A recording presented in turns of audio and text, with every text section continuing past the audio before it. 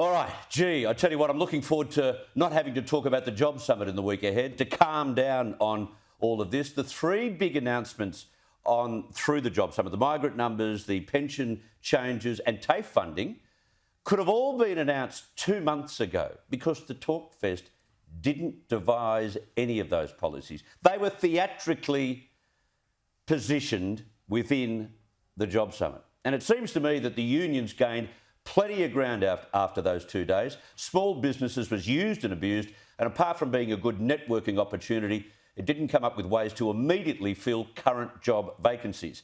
But let's talk to one of those with the golden ticket inside the summit, David Littleproud, leader of the Nationals. And I understand it's also your birthday, so I guess what I've got to say to you is happy birthday and also happy Father's Day, do I? Yeah, mate, definitely is. And I get to spend it in Canberra, of all places. Oh, the kids will be happy with that. Not. For the Business Council to compromise on multiple wage bargaining, David, and the unions feeling all warm and fuzzy about their newfound friends, small business in particular has been blindsided, hasn't it? Yeah, look, I fear that some of our peak bodies are sleepwalking into an arrangement that most of their members are going to regret, and they'll pay the bill for this.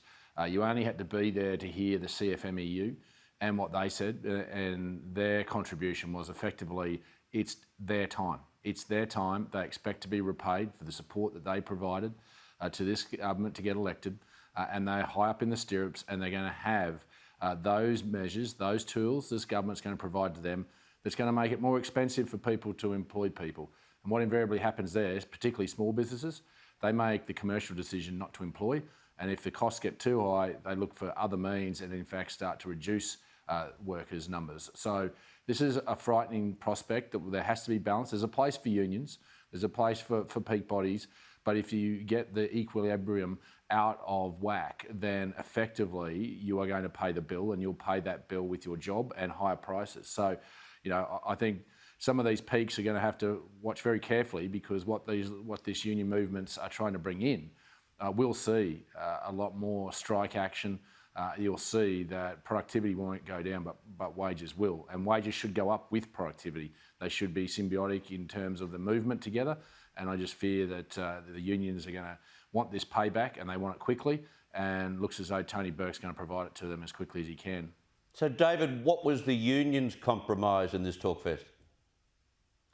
I didn't see too many compromises. I mean, you even have to look at the ag sector. They've effectively told the Labor Party they're not to provide a ag visa, when the NFF and COSBOA both articulate there's 172,000 workers required to get food from a farmer's paddock to your plate.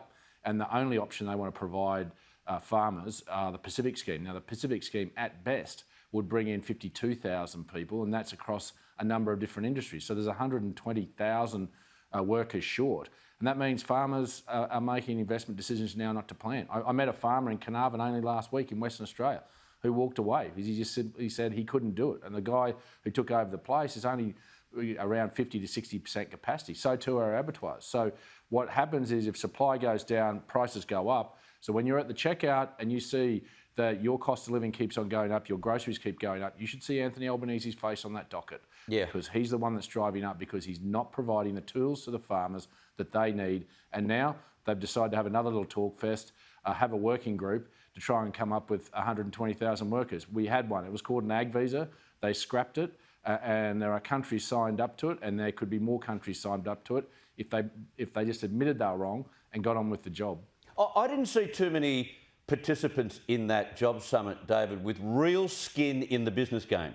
I know there were big, names and celebrities in the business world, but not real small business people with skin in the game. Yeah, and that's where they rely heavily on their peaks.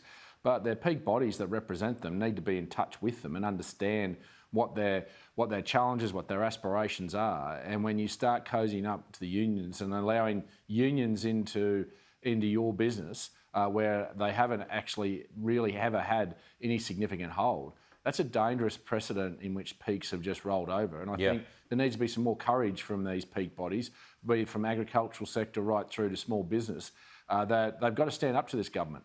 Otherwise, this government will roll on through. And as the CFMEU said, it's their time. And when they say it's their time, they expect things to change and change dramatically. That'll be something that the unions want and business will pay the bill for, but you will be passed on in the end. The three announcements on migrant numbers, 35,000 more, on pension changes, a $4,000 rise in earning potential, and TAFE funding, 180,000 new free positions, although not free for taxpayers, they were all terrific. But they had very little to do with the summit. They could have announced them 2 months ago, couldn't they? Yeah, and we'd been calling, particularly for pensioners to be able to, to work more. And unfortunately, they haven't gone to the extent that we were prepared to go to. That we said that we should engage with pensioners, those veterans, and also those with disabilities on disability pensions. We think they should be utilised now and be given the opportunity to earn more. And they took so long to get to that juncture. The extra increased places in terms of migration is welcome, but probably not enough. But we welcome that. And the TAFE funding is welcome. But let me just say, I don't blame the federal government on that one. This has always been states' responsibility. Yes. And I've got to say, the state governments of all political persuasions have done bugger all on this, and now they've just gone back to the old business model of blame Canberra and ask for more money. So I congratulate the government on putting those extra places on, but they shouldn't have to. They get this thing called GST, and state government's meant to prioritise how they spend that to make sure they provide services like TAFE to their citizens, and unfortunately they've dropped the ball. Just with 60 seconds to go, in your presentation, you wanted to see the ag visa linked to permanent residency, and that gained some support at the Jobs Summit, right? Yeah, and look, this is just common sense. We don't want to just have people transient through regional Australia. We want them to be part of it. We want the next generation of migrants to come and grow not just agriculture, but regional Australia. And the greatest gift Australians can give to any citizen around the world is a pathway to citizenship.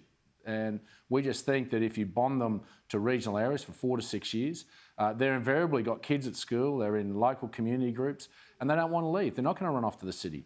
And that should be the incentive that we provide these people to come and grow regional Australia, be part of it, and we give them the greatest gift at the end of it, become Australian citizens. That's just common sense. That's what the Nationals want to bring to Canberra. And keep our country towns alive. David Littleproud, all the very best for the week ahead. Thank you very much for your time and happy birthday again. Thanks, mate. Good on you.